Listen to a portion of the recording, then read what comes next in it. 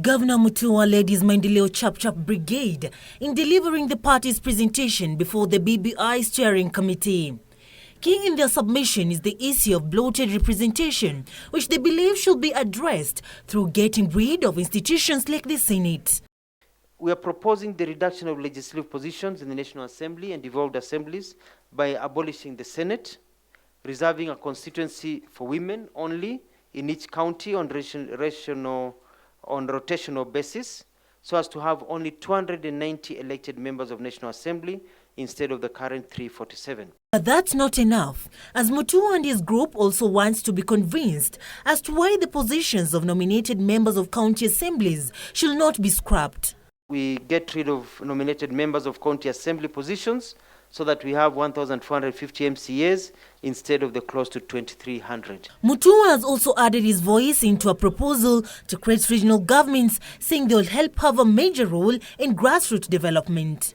And so we are proposing for there to be regional governments with powers to enter into public-private partnerships and to attract foreign direct investment. So these regional governments will be able to galvanize the resources of a larger portion. Most of the submissions made by Mutua resonated well with those of ODM, which was next in line. The Orange Party further stating its reasons for clamor to have the position of the Prime Minister.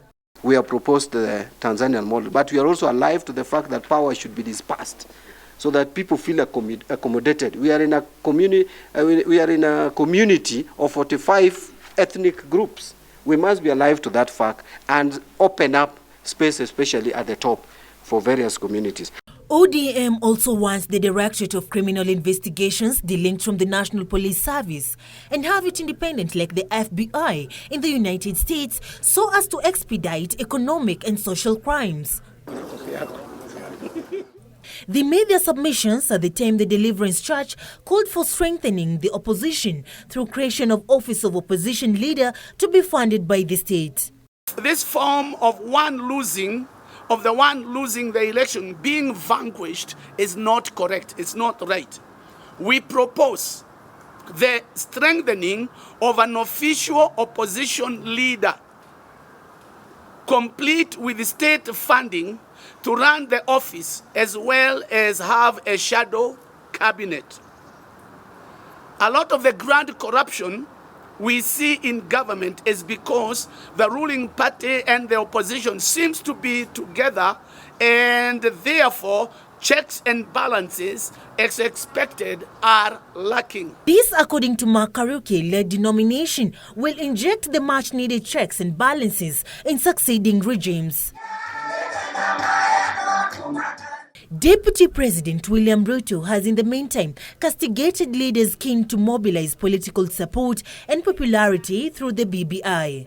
Hiyo msingi tunataka itusaidie kujenga nafasi ya kukaa pamoja kama Wakenya tukielekea mbele. According to Ruto, who was in Nakuru, the ongoing BBI deliberations shall be conducted in a manner that they do not entrench divisions in the country.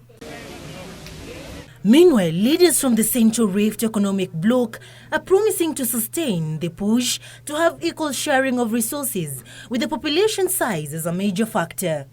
The issues appear to be fairly representational. Of course, there are counter-specific issues, issues of agriculture, issues of potatoes, issues of milk, agro-processing, issues of infrastructure, issues of marginality of this county being declared as a hardship area because of the historical marginalization that has taken place.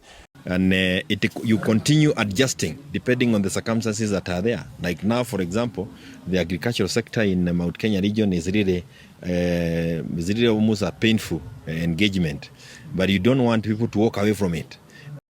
Well, as the BBI drums continue to reverberate across the country, it's going to be a humongous task for the Building Bridges Task Force to incorporate all the views being shared by different groups and political bodies that will be incorporated in the final BBI report. Reporting for Channel 1 News from the KICC here in Nairobi, I'm Sarafina Robbie.